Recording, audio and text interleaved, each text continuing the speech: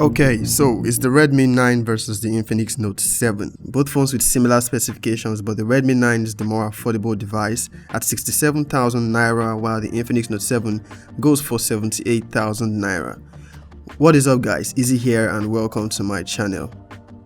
Both the Xiaomi Redmi 9 and the Infinix Note 7 are great phones and they offer great value for money. The Redmi 9 is one of Redmi's budget phone for the year 2020, a successor to the Redmi 8, while the Infinix Note 7 is Infinix's best-selling phone of 2020 and so far the best performing Infinix device. Now this is going to be strictly a comparison between both of these devices. If you want to see detailed review on each, I have them on this channel and I'm going to have links in the description so you can check those out. Also, it's going to be really awesome if you click that subscribe button if you are not already subscribed to this channel. Now let's proceed with the comparison. Let's start with the size and form factor. The Infinix Note 7 is the bigger of both devices at 6.9 inches, while the Redmi 9 comes at 6.3 inches. Both phones are built with plastic on the rear and the frame, but with Gorilla Glass. The Infinix Note 7's level of Gorilla Glass is not specified, but the Redmi 9 has Gorilla Glass 3. For convenience, however, I'm going to go with the Redmi 9 as it's the easiest for one-handed use because of its smaller size. The Infinix Note 7 has the outdated micro USB port, but both phones are capable of 18 watts fast charging.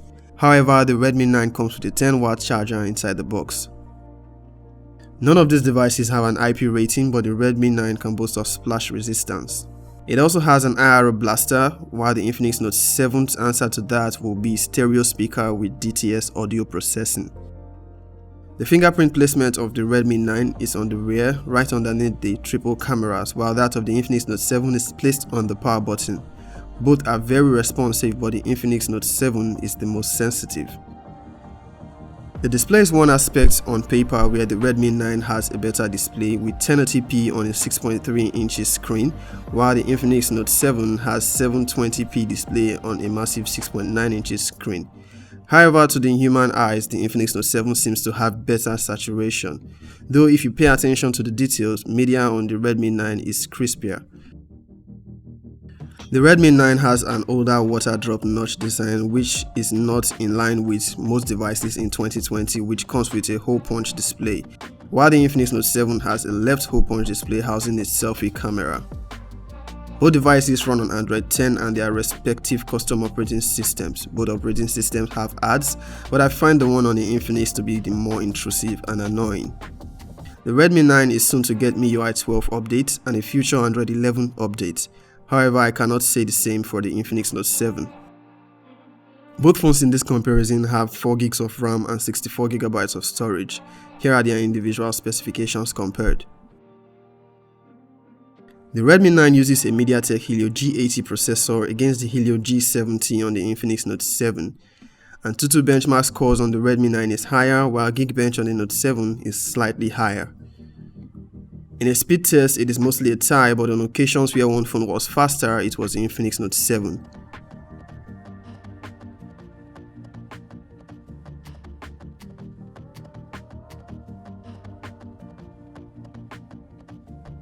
App retention is also a lot better on the Infinix Note 7. The Mediatek Helio G series processors are optimized for gaming, so both phones will game just fine. Though in my experience using each of these devices individually, the Infinix Note 7 seems to handle games better. It runs PUBG on default HD and high frame rates, while the Redmi 9 goes on default medium graphics and medium frame rates, but it can also go up to HD. As for camera specifications, the Infinix Note 7 has the higher 48 megapixel main camera in a quad camera setup at the back of the phone, while the Redmi 9 has a 13 megapixel triple camera setup, but it also has an ultra-wide camera which the Infinix Note 7 lacks. Both phones take good photos with great dynamic range. I'll leave you to decide which is best in the comment section. The Infinix Note 7, by virtue of its 48 megapixel camera, has a high-res mode for more detailed shots. As for the selfie cameras, I prefer pictures from the Redmi 9, as the Infinix Note 7 tends to have an orange tone. The Infinix Note 7 has night mode and can take better low-light photos, but the Redmi 9 does not. Both phones can shoot videos up to 1080p 30 frames per second, but only the Infinix Note 7 has electronic image stabilization. The Infinix Note 7 versus the Redmi 9. Both phones having similar specifications, but the Redmi 9 is the more affordable. Though the Infinix Note 7 has a 48 megapixel main camera, while the Redmi has 13 megapixel main camera.